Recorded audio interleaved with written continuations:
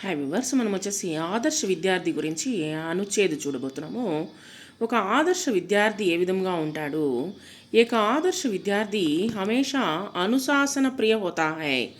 అతను క్రమశిక్షణ కలిగి ఉంటాడు. ఒక ఆదర్శమైనటువంటి విద్యార్థి ఎల్లప్పుడూ వహ అపనే శిక్షకోం ఔర్ బడోం కా బహుత్ సమ్మాన్ కర్తా హై. పెద్దవాళ్ళని తర్వాత వచ్చేసి టీచర్లని గౌరవిస్తాడు. వహ అపన సారా గృహకార్య సమయ పర్ పూరా కర్తా హై.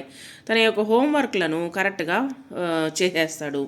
తర్వాత వచ్చేసి వహ ప్రతిదిన్ నియమిత రూప్ సే విద్యాలయ జాతా హై. ప్రతిరోజు స్కూల్కి క్రమం తప్పకుండా స్కూల్కి వెళ్తాడు.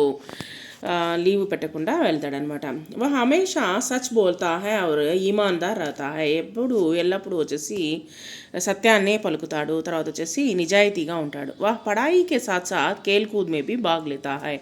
చదువుతో పాటు ఈ ఆటపాటలు కూడా పాల్గొంటాడు. వహ అపనే సహపాఠియోం కే సాత్ హమేషా మిత్రతాపూర్వ వ్యవహార్ కర్తా హై. వాళ్ళ యొక్క తోటి పిల్లలతో ఎప్పుడూ స్నేహపూర్వకంగానే ఉంటాడు. వా కభీ భీ అపన కీమతి సమయ వ్యర్థ నహీ గంవాతా హై. తన యొక్క వాల్యుబుల్ అయినటువంటి సమయాన్ని వచ్చేసి వృధా చేయడు. వహ నయి చీజే సీఖనే కే లియే హమేషా ఉత్సుక్ రహతా హై. కొత్త విషయాలను నేర్చుకునే దానికోసం ఎప్పుడూ వచ్చేసి ఉత్సాహంగానే ఉంటాడు. వహ ఏక ఆదర్శ విద్యార్థి దేశ్ కా ఏక్ సచ్చా ఔర్